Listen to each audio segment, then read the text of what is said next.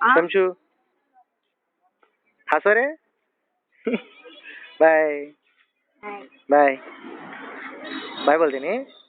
हाँ आशा दीदी को भी पुप्पू लगा क्या बोलता बोले बोला मत कुछ दिखा तुम रे।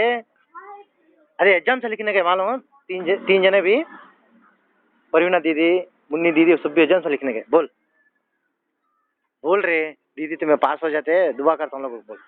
परवीना दीदी भी गई लिखने मुन्नी दीदी परवीना दीदी शक्कू शक्कू गई नहीं रहे अभी जाने कौन की गई नजीरा की एग्जाम से लिखते हैं गवर्नमेंट जॉब को बच्चा की दुआ खुबली होती मालूम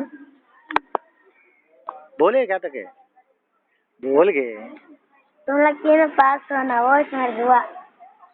तू बोल रहे मैं भी बता टेंशन नको पास हो देला टेंशन नको देखो अच्छा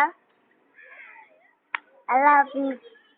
तू भी बोल अल्लाह हाफिज। अल्लाह हाफिज बाय भाई बीच में का तो खाना खो बाय क्या बेटे।